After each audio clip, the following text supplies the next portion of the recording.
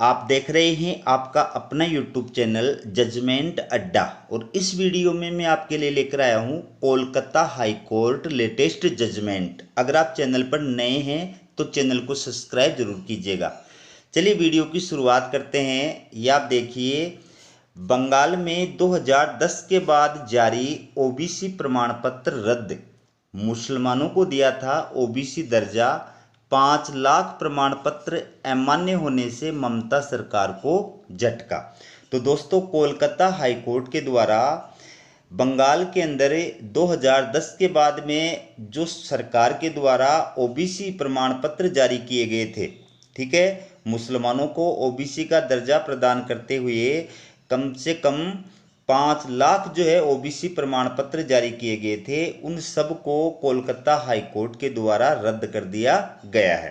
तो ये पूरी न्यूज़ क्या है, विस्तार के साथ में देखिए। लोकसभा चुनाव के बीच पश्चिमी बंगाल में सत्तारूढ़ तृणमूल कांग्रेस को कोलकाता हाई कोर्ट से बड़ा झटका लगा है। हाई कोर्ट ने ममता सरकार की ओर से वर्ष 2010 के बाद जारी सभी ओबीसी प्रमाण पत्र रद्द कर दिए हैं। हाई कोर्ट ने इस फैसले में अप्रैल 2010 से सितंबर 2010 तक ओबीसी के तहत मुसलमानों को 77 श्रेणियों में दिए गए आरक्षण और 2012 के कानून के तहत मुसलमानों के लिए बनाई गई 37 श्रेणियों को निरस्त कर दिया गया है। अदालत ने साफ किया कि इस फैसले के दिन से ही रद्द प्रमाण पत्रों का किसी भी रोजगार प्रक्रिया में उपयोग नहीं किया जा सकेगा। इस आदेश से करीब 5 लाख ओबीसी प्रमाण पत्र अमान्य हो जाएंगे। जस्टिस तपोव्रत चक्रवर्ती और जस्टिस राजशेखर मंथा की पीठ ने हालांकि ये भी कहा कि इन प्रमाण पत्रों से जिन उम्मीदवारों को पहले मौका मिल चुका है उन पर इस फैसले का असर नहीं होगा। पीठ ने फैसले में तृणमूल कांग्रेस सरकार का जिक्र नहीं किया है। संयोग से तृणमूल 2011 से राज्य की सत्ता में है, इसलिए कोर्ट का आदेश केवल तृणमूल कांग्रेस सरकार के समय में जारी ओबीसी प्रमाण पत्रों पर ही प्रभावी होगा। हाईकोर्ट का आदेश 2012 के मामले में आया है। पीठ ने कहा 2010 के बाद जितने भी ओबीसी प्रमाण पत्र बनाए गए हैं वे कानून के मुताबिक सही नहीं हैं। विधानसभा को यह तय करना है कि अन्य पिछड़ा वर्ग में कौन होगा। पश्चिमी बंगाल पिछड़ा वर्ग कल्याण आयोग ओबीसी की सूची निर्धारित करेगा। उस सूची को राज्य विधानमंडल को भेजा जाना चाहिए। जिनके नाम विधानसभा से अनुमोदित किए जाएंगे उन्हें भविष्य में ओबीसी माना जाएगा। तो कोलकाता हाई कोर्ट का ये जो डिसीजन है, ये न केवल तृणमूल कांग्रेस की जो सरकार है, ममता बनर्जी के नेतृत्व वाली तृणमूल कांग्रेस की जो सरकार है, उसके लिए एक बहुत बड़ा झटका है, अपितु जो मुसलमानों को ओबीसी के तहत जो है आरक्षण का लाभ प्रदान किया गया था उसके लिए भी ये बहुत बड़ा झटका है। हालांकि कोलकाता हाई कोर्ट के द्वारा इसमें तृणमूल सरकार का कहीं नाम नहीं लिया गया है, लेकिन जाहिर बात है कि हाई कोर्ट के द्वारा अपने फैसले के अंदर अप्रैल 2010 से सितंबर 2010 तक के तहत जो मुसलमानों को 77 श्रेणियों में आरक्षण का लाभ प्रदान किया गया था उसको अमान्य कर दिया है। और ये आरक्षण का लाभ जो है वो ममता बनर्जी की सरकार के द्वारा ही प्रदान किया गया था। इसके बाद आप देखिए, वोट बैंक के लिए श्रेणियों को शामिल किया। कोर्ट ने कहा इन जातियों को ओबीसी घोषित करने के लिए वास्तव में धर्म ही एकमात्र मानदंड प्रतीत होता है।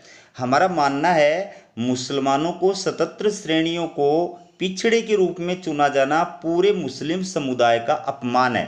अदालत का मन इस संदेह से मुक्त नहीं है कि इस समुदाय को राजनीतिक उद्देश्यों के लिए एक वस्तु के रूप में माना गया है।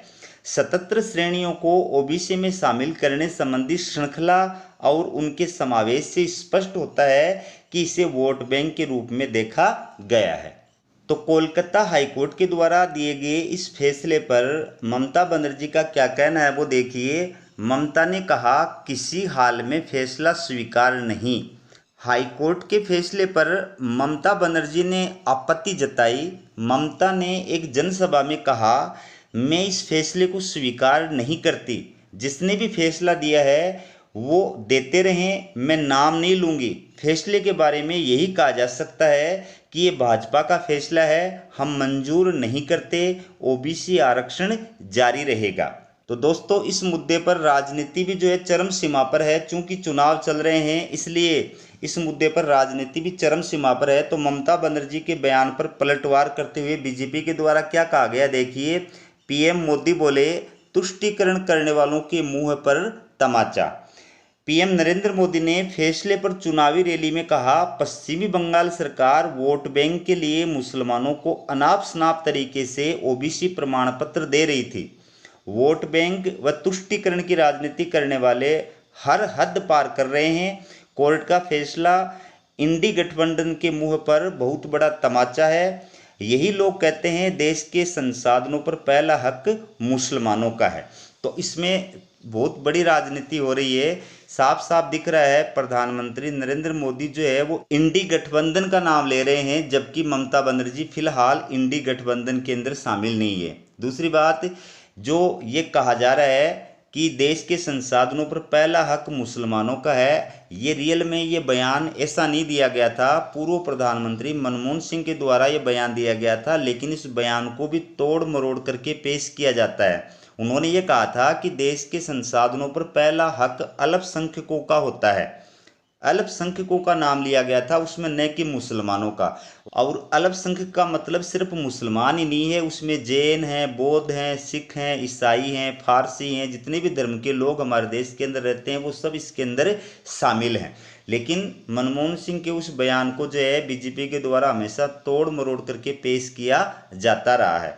ठीक है, तो ये थी कोलकाता हाई कोर्ट के द्वारा दिए गए जजमेंट पर लेटेस्ट अपडेट। इसी प्रकार की अपडेट पाने के लिए चैनल को सब्सक्राइब जरूर कीजिएगा। हमारा वीडियो देखने के लिए आप सभी का बहुत बहुत धन्यवाद।